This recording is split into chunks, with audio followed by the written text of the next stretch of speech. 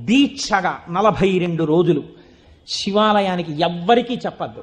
ప్రదోష వేళలో వెళ్ళి శివ ప్రదక్షిణం చేసి మీరు ఏమీ చెప్పకండి. మీరు చెప్పగలిగినంతసేపు శివాలయం అరుగు మీద కూర్చుని శివ శివ శివ శివ శివ శివ ఇదొకటే. ఒక 42 రోజులు ఈ దరిద్రాన్ని మీ కష్టాల్ని అనుభవించి చూడండి అన్నాడు. మీరు నమ్ముతారా? ఆ వ్యక్తి నా దగ్గరికి వచ్చి నా జీవితంలో ఆశించని రీతిలో నా జీవితానికి ఒక కొత్త మలుపు తిరిగిందండి, నేను వరంగల్ వెళ్ళిపోతున్నాను, నేను సెటిల్ అయిపోతున్నానని చెప్పాడు. ఆ వ్యక్తే నాకు ఈ మధ్యనే మళ్ళీ ఫోన్ చేసి, కోటేశ్వరారు ఇప్పుడు నేను ఎంత ఆనందంగా ఉన్నానోనండి, ఒక్కసారి మీరేమన్నా వరంగల్ వస్తారేమిటండి ఉపన్యాసాలకి, మీ దర్శనానికి వద్దాం అనుకుంటున్నాను, నేను కూడా కాకినాడ అన్నాడు. అయ్యా మీరు ఎప్పుడైనా కాకినాడ ఇప్పుడు అక్కర్లేదు, ఇప్పుడు తర్వాత వద్దురు కానీ నేను వరంగల్ ఇప్పుడు మాత్రం రావట్లేదు, నేను వరంగల్ వస్తే చెప్తాను, అప్పుడు మీరు నా దగ్గరికి వద్దురు కానీ తప్పకుండా దర్శనానికి అన్నాడు.